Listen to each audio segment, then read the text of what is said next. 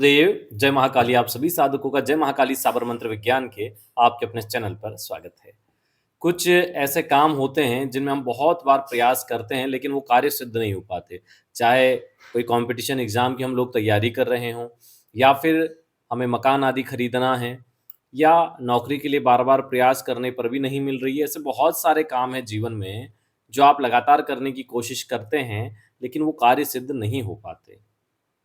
तो ऐसी अवस्था में आपको साबर मंत्रों की सहायता लेनी चाहिए, क्योंकि साबर मंत्र बहुत ही जल्दी रिजल्ट दे देते हैं और बहुत ही जल्दी आपको सफलता इनसे मिलती है और बहुत साधारण से प्रयोग होते हैं।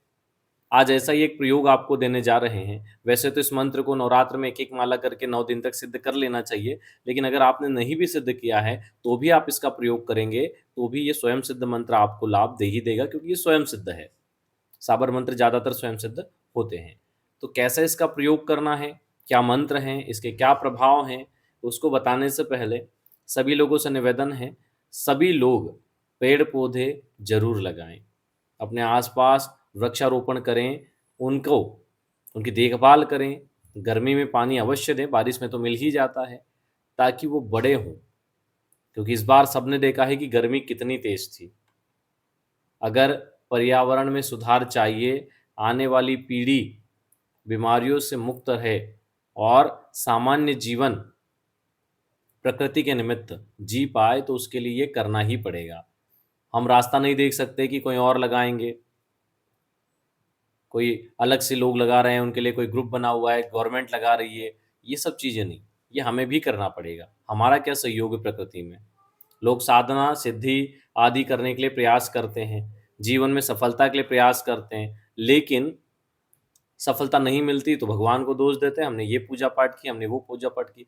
लेकिन जो साक्षात ईश्वर का स्वरूप प्रकृति है, उसके निमित्त हमारी कोई भी सेवा नहीं है, हमने कभी ज़िम्मेदारी समझी नहीं है। उस ज़िम्मेदारी को समझें और प्रकृति की सेवा करें, और प्रकृति की सेवा पौधे लगाकर उनको वृक्ष बनाने से ही है। यही सबसे बड़ी प्रकृति की सेवा है, वृक्षारोपण। और एक पौधे को आप एक पेड़ बना दें। कहते हैं, "एक वृक्ष 10 पुत्र समान।" तो अवश्य ही पेड़-पौधे आपको लगाना चाहिए, और अधिक लाभ हो इसके लिए आप अपने जन्म नक्षत्र, आपका जिस जन्म नक्षत्र में जन्म हुआ है, उस नक्षत्र के जो पौधे हैं उनको लगाइए। जो आपकी कुंडली में ग्रह भाग्य के कारक हैं उनको लगाइए, जो इनकम के कारक हैं उनसे संबंधित पौधे लगाइए। तो वो जैसे-जैसे बड़े होंगे, आपका भाग्य भी प्रबल होता जाएगा और आपकी इनकम में भी वृद्धि होती जाएगी। तो एक पंथ दो काज। चलिए विषय वस्तु पर आते हैं। मंत्र को पहले नोट कर लीजिए।